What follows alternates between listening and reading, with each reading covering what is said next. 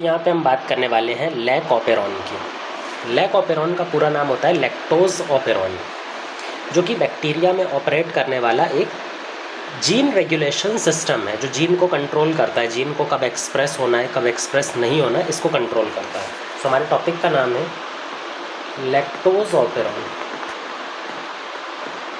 या फिर इसी को शॉर्ट फॉर्म में लैक ऑपेरॉन बोलते हैं। अगर लैक ऑपेरॉन के जीन्स की बात करें या डिफरेंट कंपोनेंट्स की बात करें, तो लैक ऑपेरॉन के अंदर में एक रिप्रेसर जीन होता है, जिसको आई जीन से रिप्रेजेंट किया जा रहा है। अब ये जो रिप्रेसर जीन है, इसका खुद का एक प्रमोटर होता है, पी से रिप्रेजेंट किया जा रहा है। जब ये जीन के ऊपर आरएनए पॉलीमरेज बाइंड करता है, तो ये एमआरएनए का सिंथेसिस करता है। रिप्रेसर एमआरएनए का सिंथेसिस करता है, और ये रिप्रेसर एमआरएनए एक रिप्रेसर प्रोटीन का सिंथेसिस करती है। किसका सिंथेसिस करती है? रिप्रेसर प्रोटीन का सिंथेसिस करती है। ये तब होता है जब इसके प्रमोटर रीजन पर आरएनए पॉलीमरेज आकर के बाइंड करेगा। अब इस रिप्रेसर प्रोटीन का काम होता है एक स्ट्रक्चरल जीन को कंट्रोल करना, जो मेन जीन है, जो कि एंजाइम बनाएगा, लैक्टोज को ब्रेक डाउन करने वाले एंजाइम। तो यहाँ पे हमारा मेन स्ट्रक्चरल जीन है, ये वाला हमारे पास में मेन स्ट्रक्चरल जीन है। ये जो स्ट्रक्चरल जीन है, ये पॉलीसिस्ट्रोनिक जीन है। मतलब ये एक सिंगल प्रोटीन को या एक सिंगल एंजाइम को प्रोड्यूस नहीं करता, ये मल्टीपल 3 एंजाइम को प्रोड्यूस करता है। ये कितने प्रोटीन या कितने एंजाइम को प्रोड्यूस करता है? 3 अलग अलग प्रोटीन को प्रोड्यूस करता है। इसीलिए एक ऐसा स्ट्रक्चरल जीन जो एक से ज़्यादा प्रोटीन बनाता है, उसको बोलते हैं पॉलीसिस्ट्रोनिक। इसके अंदर में एक Z सेगमेंट होता है, एक Y सेगमेंट होता है और एक A सेगमेंट होता है। Y सेगमेंट और एक A सेगमेंट होता है। ये तीनों अलग अलग तरह के प्रोटीन को बनाने के लिए रिस्पॉन्सिबल है। इनको कंट्रोल करने के लिए यहाँ पर एक प्रमोटर सीक्वेंस होती है,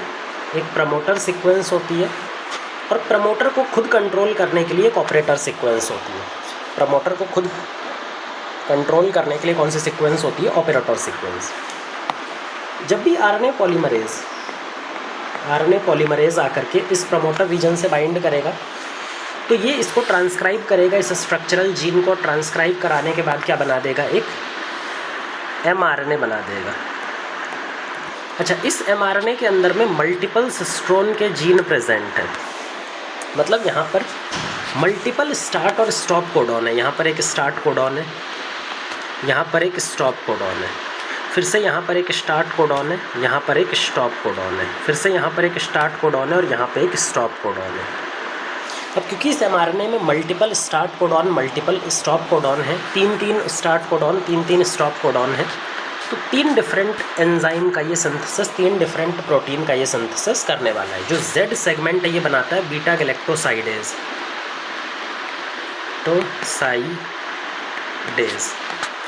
जो Y है ये बनाता है परमीएज, और जो A है ये बनाता है ट्रांसएसिटाइलेज। ठीक है, इन तीनों का अलग अलग काम भी होता है। जैसे अगर हम बात करें बीटा गैलेक्टोसाइडेज की बात करें, तो बीटा गैलेक्टोसाइडेज के 2 फंक्शन होते हैं। पहला तो ये आइसोमराइजेशन करता है। आइसोमराइजेशन किसका आइसोमराइजेशन? लैक्टोज का आइसोमराइजेशन इनटू एलोलैक्टोज। लैक्टोज का आइसोमराइजेशन किस में कर देता है? एलोलैक्टोज में कर देता है। दूसरी जो एक्टिविटी ये शो करता है वो है ब्रेकडाउन एक्टिविटी। लैक्टोज को ब्रेक डाउन करता है, ब्रेकडाउन ऑफ लैक्टोज को ब्रेक करके ये 2 सिंपल कंपोनेंट्स में ब्रेक कर देता है, ग्लूकोज प्लस गैलेक्टोज। किस में ब्रेक कर देता है? ग्लूकोज प्लस गैलेक्टोज में ये ब्रेक कर देता है। ये हो गया बीटा गैलेक्टोसाइडेज की एक्टिविटी। सेकंड एक्टिविटी की बात करें, परमीएज। जो परमीएज है उसका काम है लैक्टोज पंप की तरह। लैक्टोज पंप की तरह। लैक्टोज पंप का मतलब है, मान लो हमारे पास सेल के आसपास बहुत सारा लैक्टोज प्रेजेंट है, फूड प्रेजेंट है, बहुत सारा फूड प्रेजेंट है in the form of lactose. इस लैक्टोज को अपनी बॉडी में अंदर लेने के लिए इसको प्रोटॉन पंप्स, लैक्टोज पंप की ज़रूरत होती है। जो परमिएज है ना, ये एक्चुअल में लैक्टोज पंप का काम करता है। इस तरह के ये मेम्ब्रेन में जाके ऐसे इंसर्ट हो जाते हैं और ये लैक्टोज अंदर की तरफ पुल कर लेता है, एक्टिवली पंप करता है। एक्टिवली पंप का मतलब है एटीपी एनर्जी का यूज़ करके, एटीपी का इस्तेमाल करता है, एटीपी का इस्तेमाल करता है और लैक्टोज को अंदर की तरफ पंप कर रहा होता है। यही लैक्टोज आगे चल करके बीटा गैलेक्टोसाइडेज का सबस्ट्रेट की तरह काम करता है। देखो यहाँ बीटा गैलेक्टोसाइडेज लैक्टोज पे काम कर रहा है, यहाँ भी लैक्टोज पे काम कर रहा है। वो लैक्टोज कहाँ से आया? बाहर से, थ्रू परमिएज। लास्ट जो एक्टिविटी है वो है ट्रांस एसिटाइलेज एंजाइम की। ट्रांस एसिटाइलेज एंजाइम, ये जो ट्रांस एसिटाइलेज एंजाइम है इसका काम होता है डिटॉक्सिफिकेशन करना। भाई लैक्टोज के साथ में जो toxic by products, toxic chemicals अंदर की तरफ एंटर कर गए हैं उनको डिटॉक्सिफाई करने का काम है ट्रांस एसिटाइलेज का काम। तो ये हो गया हमारे पास में डिफरेंट एक्टिविटीज़ इन तीनों एंजाइम की। लेकिन ये सिचुएशन तभी काम कर पाएगी जब आरएनए पॉलीमरेज किससे बाइंड करेगा? प्रमोटर रीजन से। लेकिन ये रिप्रेसर प्रोटीन जो बना है ये ऐसा होने नहीं देगा। ये जो रिप्रेसर प्रोटीन है इसका काम होता है कि ये जाकर के किसके साथ बाइंड कर जाएगा? ऑपरेटर के साथ बाइंड कर जाएगा। जैसे ही ऑपरेटर के साथ बाइंड करेगा, जैसे ही ऑपरेटर के साथ बाइंड करेगा रिप्रेसर प्रोटीन, ये इसको शट डाउन कर देगा। ऑपरेटर क्या हो गया? शट डाउन हो गया। जैसे ही ऑपरेटर शट डाउन हुआ उसी टाइम पर ये जो प्रमोटर है ये भी शट डाउन हो जाएगा। अगर प्रमोटर शट डाउन हो गया तो क्या आरएनए प्रमोटर इसके साथ बाइंड कर पाएगा? नहीं बाइंड कर पाएगा। जब आरएनए प्रमोटर बाइंड ही नहीं कर पाएगा तो क्या ये एमआरएनए बनेगा? नहीं बनेगा। तो क्या ये एंजाइम बनने वाले हैं? तीनों में से कोई नहीं बनेंगे। तो क्या इन तीनों में से एक भी एक्टिविटी परफॉर्म होगी? नहीं होगी। इसको बोलते हैं स्विच ऑफ करके रखना। ये जो हमारे पास में रिप्रेसर जीन है ना, आई जीन, इसका काम ही होता है प्रमोटर को, ऑपरेटर को स्विच ऑफ करना और ऑपरेटर के थ्रू प्रमोटर को स्विच ऑफ करना। और प्रमोटर स्विच ऑफ हो जाएगा तो जीन एक्सप्रेस नहीं कर पाएगा। तो इसको बोलते हैं regulation, negative regulation of, negative regulation of lac operon by regulator और रिप्रेसर जीन। रिप्रेसर जीन और या फिर रिप्रेसर प्रोटीन भी बोल सकते हैं, रिप्रेसर प्रोटीन। ठीक है, तो यहाँ पे इसने नेगेटिवली रेगुलेट करके रखा हुआ है। अच्छा, इस नेगेटिव रेगुलेशन के दौरान भी आपको एक चीज़ याद रखनी है कि 100% ऑपेरॉन स्टॉप नहीं होता। क्यों 100% स्टॉप नहीं होता? क्योंकि जो रिप्रेसर प्रोटीन है ना, इसकी एक लाइफ साइकिल होती है। भाई कोई भी प्रोटीन जो है वो हमेशा के लिए नहीं बनता, परमानेंट नहीं होता। इसकी एक लाइफ साइकिल होगी, उस लाइफ साइकिल को कंप्लीट करने के बाद में ये डैमेज हो जाएगा और इसकी जगह पे एक नया प्रोटीन बनेगा, दोबारा से ये प्रोसेस चलेगा। अच्छा, जब ये ब्रेक डाउन होता है पुराना वाला प्रोटीन और नया प्रोटीन आकर के बाइंड करता है, उसके बीच में एक छोटा सा गैप मिलता है, टाइम मिलता है। जो वो टाइम मिलता है ना, उस दौरान आरएनए पॉलीमरेज इसके साथ बाइंड करेगा, ट्रांसक्रिप्शन करेगा और ये एंजाइम का सिंथेसिस करेगा। इसका मतलब थोड़ा बहुत ऑपेरॉन जो है, थोड़े बहुत जो जीन हैं वो अपने आप को एक्सप्रेस कर रहे हैं, इवन ऑफ कंडीशन में भी। जब ये ऑफ है पूरी तरह से तो भी एक्सप्रेस कर रहे हैं, क्योंकि प्रोटीन की एक लाइफ स्पैन होती है, उसके बाद में वो उसका डैमेज हो जाता है और डैमेज होने के बाद में उसकी जगह एक नया प्रोटीन बनना है। नया प्रोटीन बनने में टाइम लगता है। इस तरह के ऑपरेशन को बोलते हैं लीकी ऑपरेशन। इस तरह के ऑपरेशन को क्या बोलते हैं? Leaky operation. लीकी ऑपरेशन का मतलब है a minute level of operon is always active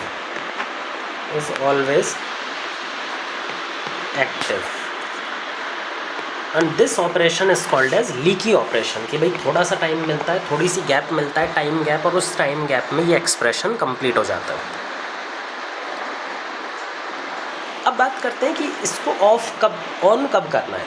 भाई हमने इसके रेगुलेशन को तो समझ लिया कि भाई ऑन होगा तो क्या होगा, ऑफ होगा तो क्या होगा, लेकिन इसको ऑन करने की ज़रूरत कब पड़ेगी, अब हमें ये समझना है। तो conditions of on and off lac operon, कि लैक ऑपेरॉन कब ऑन होने वाला है और कब ऑफ होने वाला है, उसकी कंडीशन हमें यहाँ पे समझनी है। हमेशा याद रखो कि लैक्टोज एक तरह का फूड है। अगर बैक्टीरिया की बात करें, बैक्टीरियल फूड की बात करें, तो बैक्टीरिया का जो मेन फूड होता है ना, जो बैक्टीरिया का मेन फूड होता है वो क्या होता है, ग्लूकोज। कभी भी बैक्टीरिया का अगर मेन फूड होगा तो वो ग्लूकोज होगा। ग्लूकोज अगर सराउंडिंग में अवेलेबल है तो बैक्टीरिया हमेशा ग्लूकोज को ही प्रेफर करती है, किसी और सोर्स ऑफ फूड को प्रेफर नहीं कर रही होती है। लेकिन मान लो अगर ग्लूकोज अवेलेबल नहीं है तो बैक्टीरिया क्या यूज़ करती है, लैक्टोज को as a alternative food. Main food ये नहीं है, लेकिन एक ऐसा फूड है ऑल्टरनेटिव फूड। ऐसा इसलिए है क्योंकि अगर जब हम लैक्टोज को ब्रेक डाउन करते हैं, लैक्टोज को तोड़ते हैं, तो हमें ग्लूकोज मिलता है और ग्लूकोज के साथ में गैलेक्टोज मिलता है। ग्लूकोज के साथ में क्या मिलता है, गैलेक्टोज। तो यहाँ पर भी हमें ग्लूकोज मिल जाता है, तो इस वजह से हमारे पास फूड अवेलेबल हो जाता है। अब यही कंडीशन हमें यहाँ पर अप्लाई करनी है। मान लो हम यहाँ पर दो कंडीशंस बनाते हैं, एक टाइम पे जब ग्लूकोज अवेलेबल नहीं है और दूसरे टाइम पर जब ग्लूकोज अवेलेबल है, तो कैसी सिचुएशन बनती है उसको समझने वाले हैं यहाँ पे हम, है ना। इसको ब्रेक कर देते हैं दो पार्ट में। ये सेम ई कोलाई का सेल है, बस उसकी कंडीशन चेंज हो गई है। यहाँ पर पहली कंडीशन में उसके सराउंडिंग में लैक्टोज अवेलेबल नहीं है, यहाँ पर दूसरी कंडीशन में उसकी सराउंडिंग में लैक्टोज अवेलेबल है। ठीक है, अब आपको पता है जब लैक्टोज अवेलेबल नहीं है तो ये कैसा होना चाहिए, ऑफ होना चाहिए। बिल्कुल सही बात है। और जब लैक्टोज अवेलेबल है तो ये ऑन होना चाहिए। लैक्टोज के साथ में यहाँ पर ग्लूकोज अवेलेबल है और यहाँ पे ग्लूकोज अवेलेबल नहीं है, क्योंकि अगर ग्लूकोज अवेलेबल होगा तब तो वो किसी को यूज़ करने ही नहीं वाला है।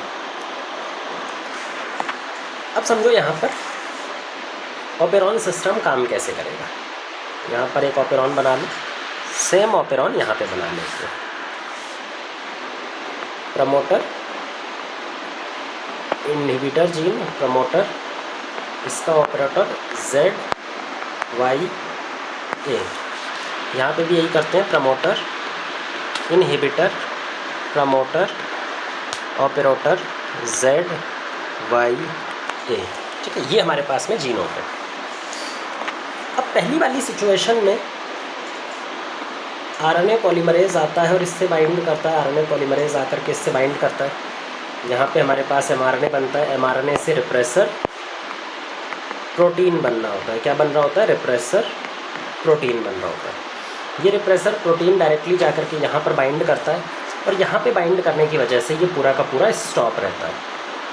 थोड़ा बहुत लीकी ऑपरेशन चलता रहता है, जिसकी वजह से कुछ अमाउंट में एंजाइम बन रहे होते हैं, जैसे कि यहाँ पे परमिएज कुछ अमाउंट में बनता है। लीकी ऑपरेशन की वजह से थोड़े बहुत परमिएज मॉलिक्यूल्स यहाँ पर प्रेजेंट रहेंगे, पर परमिएज का फ़ायदा भी तो नहीं है। ये जो परमिएज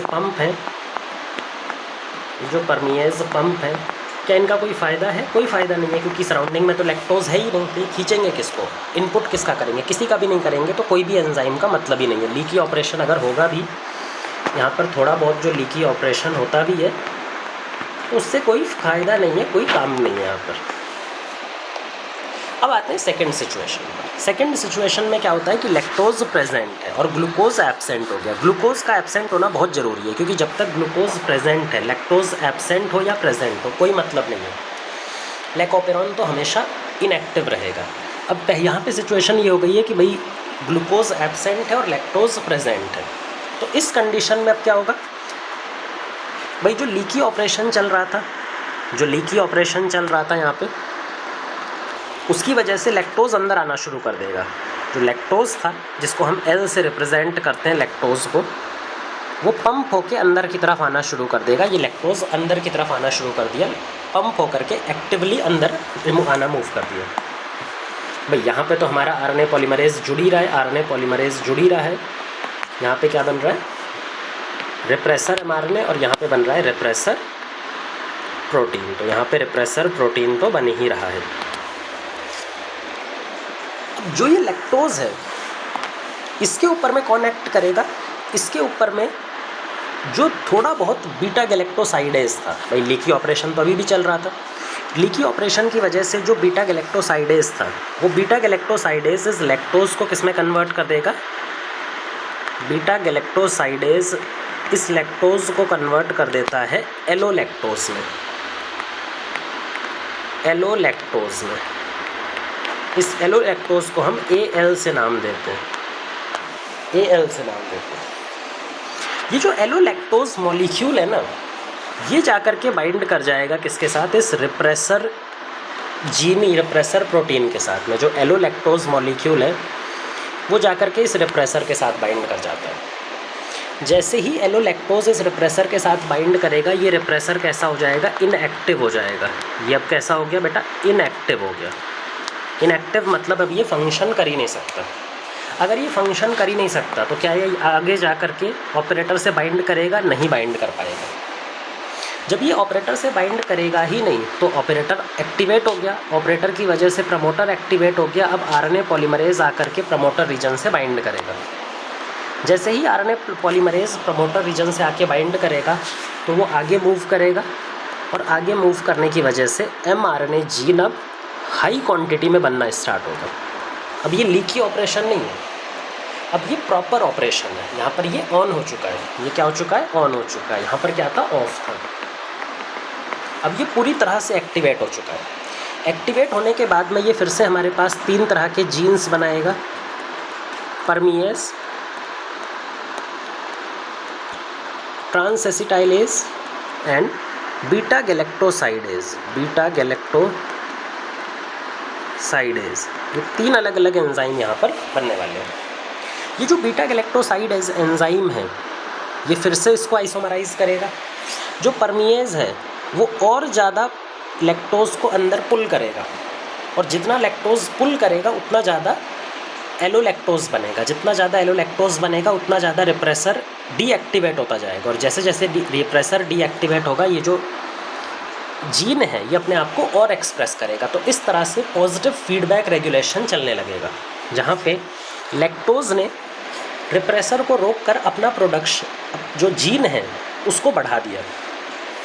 अच्छा, बीटा गैलेक्टोसाइडेज एक और काम करता है। जब एक लैक्टोज का अमाउंट बहुत ज़्यादा बढ़ जाता है तो बीटा गैलेक्टोसाइडेज एक और काम करता है। ये जो लैक्टोज प्रेजेंट है सेल के अंदर में, इसको तोड़ के ग्लूकोज प्लस गैलेक्टोज बनाना, ग्लूकोज प्लस गैलेक्टोज बनाना। ये जो ग्लूकोज है इसको बैक्टीरिया फूड की तरह डायरेक्टली इस्तेमाल कर सकता है। तो इस तरह से बैक्टीरिया लैक्टोज को तोड़ के ग्लूकोज निकालती है और वो उसको वहाँ पे यूज़ करने वाली होगी। ठीक है। अच्छा, अब लगातार ये जब चलेगा तो लैक्टोज क्या हो रहा है, सराउंडिंग में कम होता जाएगा। भाई कभी ना कभी तो लैक्टोज ख़त्म भी तो होगा ना, ऐसा थोड़ी है लैक्टोज अनलिमिटेड प्रेजेंट है, ऐसा तो होता नहीं है। तो जब लैक्टोज ख़त्म होना स्टार्ट होगा तो उस टाइम पर क्या होगा कि वापस से जैसे ही लैक्टोज ख़त्म होगा ये हमारे पास में एलोलैक्टोज बनना बंद हो जाएगा। जैसे ही एलोलैक्टोज बनना बंद हो जाएगा, ये जो रिप्रेसर है, रिप्रेसर लगातार बन रहा है। रिप्रेसर ऐसा नहीं है कि रिप्रेसर बनना रुक गया, रिप्रेसर तो लगातार बन रहा है। सिर्फ प्रॉब्लम ये थी कि इससे बाइंड नहीं कर पा रहा था। जब लैक्टोज ही ख़त्म हो जाएगा तो एलोलैक्टोज ख़त्म हो जाएगा, और जब एलोलैक्टोज भी ख़त्म हो जाएगा तो रिप्रेसर जाकर वापस इससे बाइंड करने लगेगा, और ये वापस से क्या हो जाएगा, ऑफ हो जाएगा। तो इसका मतलब जैसे ही लैक्टोज ख़त्म हो जाएगा तो वापस से ये सिचुएशन आ जाएगी लैक्टोज की डेफिशिएंसी वाली, और जैसे ही लैक्टोज की डेफिशिएंसी वाली सिचुएशन आएगी वापस से ये लैकोपेरॉन बंद हो जाएगा। इस तरह से लैकोपेरॉन को ऑन करना है और ऑफ करना है। क्योंकि लैकोपेरॉन, अगर हम लैकोपेरॉन की बात करें, ये 90% टाइम ऑफ कंडीशन में रहता है। भाई ज़्यादातर कंडीशन में क्या रहता है, ऑफ रहता है, क्योंकि ज़्यादातर बैक्टीरिया ग्लूकोज को फीड करता है। जब ग्लूकोज ख़त्म हो जाता है तो मजबूरी में ये एक्टिवेट होता है। इसका मतलब है जबकि लैक ऑपेरॉन ज़्यादातर ऑफ कंडीशन में रहता है। कभी कभी इसको इंड्यूस करना पड़ता है एक पर्टिकुलर सिचुएशन में। ऐसा ऑपेरॉन जो ज़्यादातर टाइम ऑफ कंडीशन में रहे और जिसको ऑन किया जा सकता है एक स्पेसिफिक कंडीशन में, तो ऐसे ऑपेरॉन को बोलते हैं इंड्यूसिबल ऑपेरॉन। तो जो लैक ऑपेरॉन होता है वो कैसा ऑपेरॉन है बेटा? इंड्यूसिबल ऑपेरॉन इसको बुलाया जाता है। Lac operon is inducible operon. यहाँ पर हमने लैक ऑपेरॉन का नेगेटिव रेगुलेशन समझा है। भाई लैक ऑपेरॉन के लिए हमने क्या समझा है? Negative regulation bye repressor protein. Repressor protein क्या करता है लैक ऑपेरॉन का? Negative regulation. लैक ऑपेरॉन का एक पॉजिटिव रेगुलेशन भी होता है जो आप हायर क्लासेस में पढ़ेंगे, जो ग्लूकोज के रिस्पेक्ट में चलता है, वो अभी यहाँ पे पढ़ने की ज़रूरत आपको नहीं है। अच्छा, ये लैक ऑपेरॉन समझने के बाद में अब हमें एक जर्नल ऑपेरॉन सिस्टम की बात करते हैं कि जर्नल ऑपेरॉन सिस्टम किसको कहते हैं।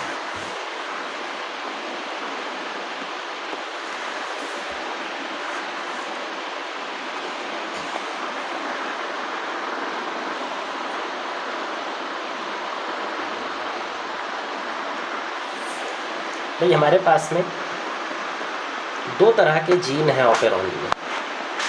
एक ऑपेरॉन में दो तरह के जीन हैं, एक है कॉन्स्टिट्यूटिव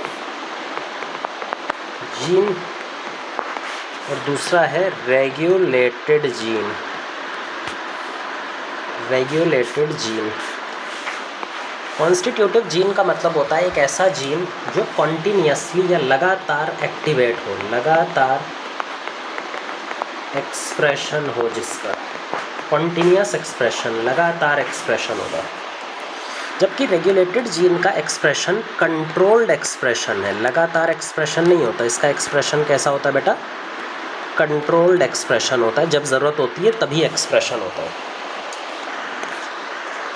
जैसे कि अगर हम यहाँ पर बात करें तो जो ये रिप्रेसर जीन है, आई जीन, ये कॉन्स्टिट्यूटिव जीन है। ये लगातार ऑपरेट कर रहा है, लगातार अपने आप को एक्सप्रेस कर रहा है बिना रुके। लेकिन अगर हम स्ट्रक्चरल जीन की बात करें, ये जो हमारे पास में पॉलीसिस्ट्रोनिक स्ट्रक्चरल जीन है, इसकी बात करें तो ये पॉलीसिस्ट्रोनिक स्ट्रक्चरल जीन रेगुलेटेड जीन में अंदर काउंट किया जाएगा। तो अगर हम लैक ऑपेरॉन की बात करें तो कंट्रोल्ड जीन में एग्जाम्पल आएगा स्ट्रक्चरल जीन्स, जो हमारे पास में Z, Y, A 3 जीन है। यहाँ पर हमारे पास में रिप्रेसर जीन आ जाएगा, रिप्रेसर जीन आ जाएगा जो लगातार ऑपरेट होगा। ठीक है, जीन के समझने के बाद में हमें ये समझना है कि ऑपेरॉन सिस्टम का मतलब क्या होता है। जो ऑपेरॉन सिस्टम है ये किसी भी पॉलीसिस्ट्रोनिक जीन को अफेक्ट करता है, किसी भी पॉलीसिस्ट्रोनिक जीन को रेगुलेट करता है ना। अच्छा, पॉलीसिस्ट्रोनिक जीन के अंदर 3 कंपोनेंट्स होते हैं मेजरली। पॉलीसिस्ट्रोनिक जीन में टोटल कितने कंपोनेंट्स होते हैं? 3 कंपोनेंट्स होते हैं हमेशा। पहला कंपोनेंट होता है स्ट्रक्चरल नहीं, रेगुलेटर सीक्वेंस। पहला होता है रेगुलेटरी सीक्वेंस, दूसरा होता है रेगुलेटरी जीन, तीसरा होता है स्ट्रक्चरल जीन। कम से कम ये 3 कंपोनेंट किसी भी ऑपेरॉन सिस्टम में प्रेजेंट होते हैं। ना सिर्फ लैक ऑपेरॉन के अंदर, किसी भी ऑपेरॉन में ये 3 कंपोनेंट्स हमेशा ही प्रेजेंट होंगे, regulatory sequence, regulatory gene and structural gene. अब रेगुलेटरी सीक्वेंस का मतलब है एक ऐसी डीएनए सीक्वेंस जो खुद कुछ भी कोड नहीं करती, जो खुद कोई प्रोटीन नहीं बनाती, लेकिन फिर भी स्ट्रक्चरल जीन के एक्सप्रेशन को कंट्रोल करती है। रेगुलेटरी सीक्वेंस यानी कि do not itself code for a protein, खुद से कोई भी प्रोटीन को कोड नहीं करती, but still control expression of gene के एक्सप्रेशन को फिर भी कंट्रोल कर रही होती है। इसके अंदर में हमारे पास आते हैं जो प्रमोटर्स हैं,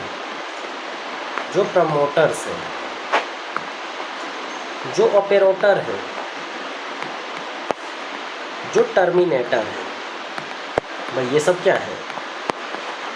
रेगुलेटरी सीक्वेंस।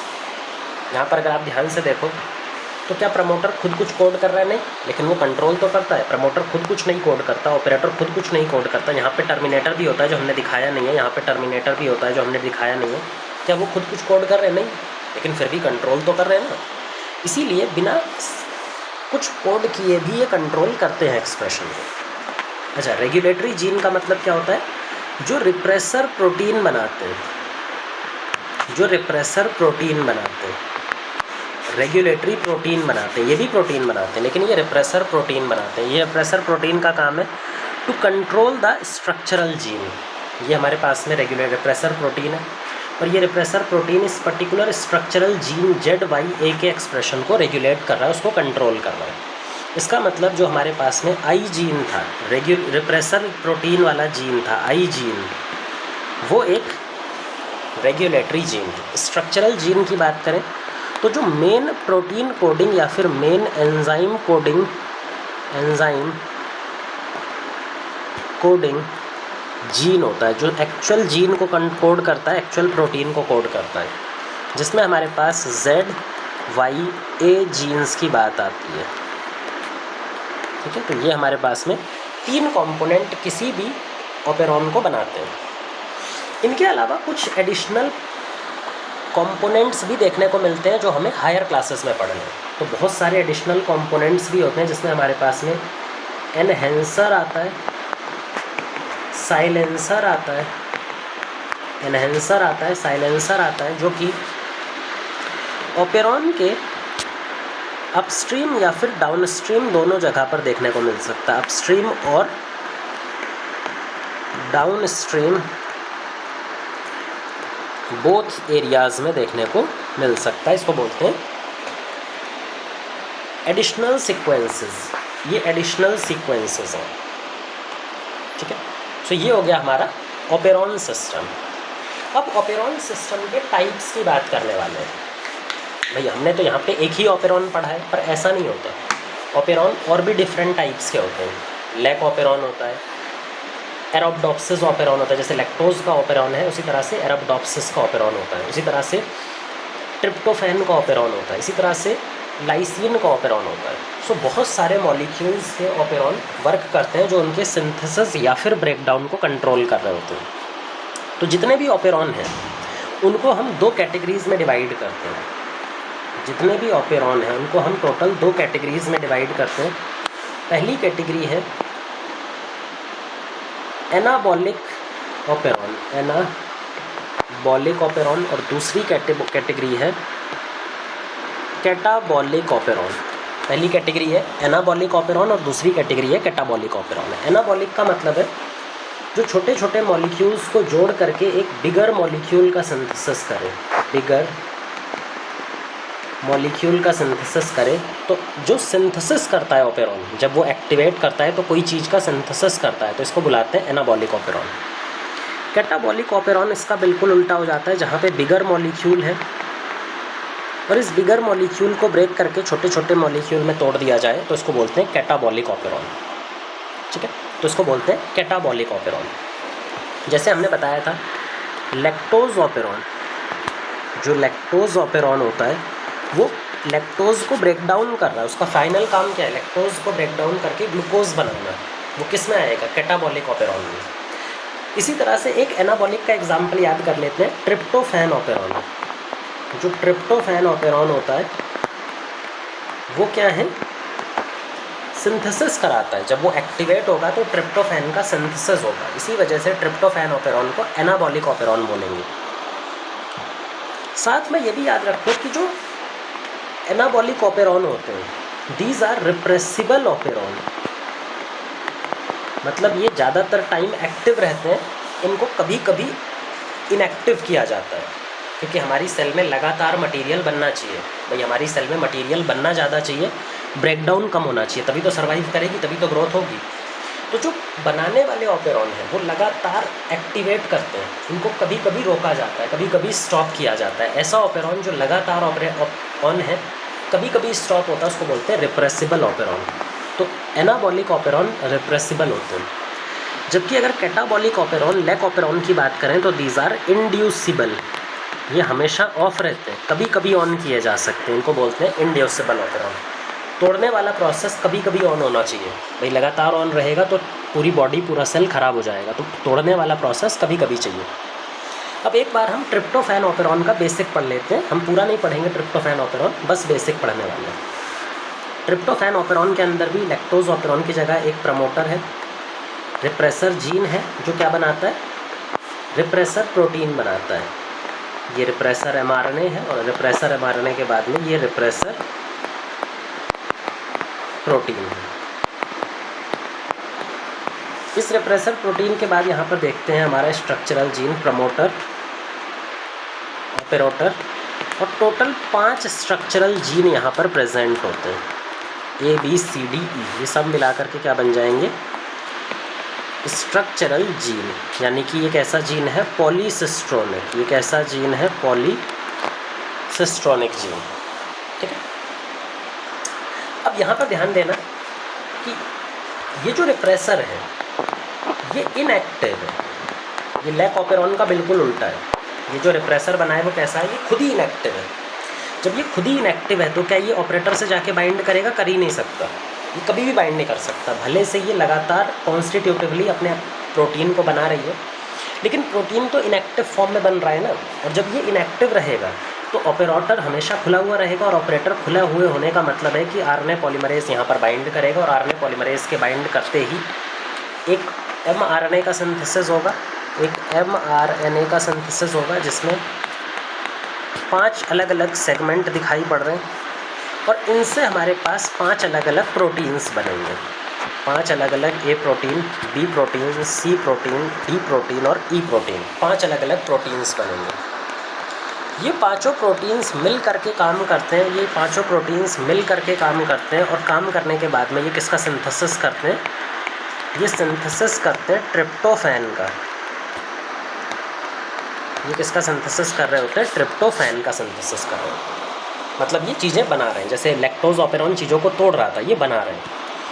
अच्छा, लैक्टोज जब बनने लगता है, जब बहुत ज़्यादा लैक्टोज बनने लगता है, तो ये जो ट्रिप्टोफैन, जब ट्रिप्टोफैन बनने लगता है तो जब बहुत ज़्यादा ट्रिप्टोफैन है, ये जाकर के बाइंड कर जाता है रिप्रेसर प्रोटीन के साथ। ये किसके साथ में बाइंड कर जाता है, रिप्रेसर प्रोटीन के साथ। जो रिप्रेसर प्रोटीन अभी तक इनएक्टिव था, जो अभी तक इनएक्टिव था, बाइंड नहीं कर पा रहा था ऑपरेटर के साथ, जैसे ही वो ट्रिप्टोफैन के साथ बाइंड करता है, ये रिप्रेसर क्या होता है, एक्टिवेट हो जाता है। ये रिप्रेसर क्या हो गया, एक्टिवेट हो गया। एक्टिवेट होने के बाद में ये जाकर बाइंड कर जाता है ऑपरेटर से। ऑपरेटर से बाइंड करने के बाद इसको सप्रेस कर देता है, ये प्रमोटर को सप्रेस कर देता है। तो ये जो प्रोसेस है, ये जो सिंथेसिस है, एक्सप्रेशन है, ये पूरी तरह से रुक जाता है। तो आप ध्यान से देखो, यहाँ पे ट्रिप्टोफैन किसकी तरह बिहेव कर रहा है, अपने को नेगेटिवली फीडबैक दे रहा है। भाई जैसे जैसे ट्रिप्टोफैन बन रहा है वैसे वैसे वो अपने सिंथेसिस वाले स्टेप को रोक दे रहा है, तो उसको नेगेटिव फीडबैक रेगुलेशन बोलते हैं। तो जो ट्रिप्टोफैन है वो यहाँ पर इसका स्टॉप कर रहा है। क्योंकि इसको स्टॉप किया जा रहा है, इसीलिए हम इस वाले ऑपेरॉन को क्या बोलेंगे, एनाबॉलिक प्लस रिप्रेसिबल ऑपेरॉन। ये किस तरह का ऑपेरॉन हो गया, रिप्रेसिबल ऑपेरॉन ये हो गया। तो ये हमारे पास में पूरा ऑपेरॉन कॉन्सेप्ट है, जहाँ पे एक पॉलीसिस्ट्रोनिक जीन को कंट्रोल किया जाता है, एक प्रमोटर, ऑपरेटर और रिप्रेसर जीन के थ्रू। इनके कंबाइंड इफेक्ट से वो कंट्रोल होता है।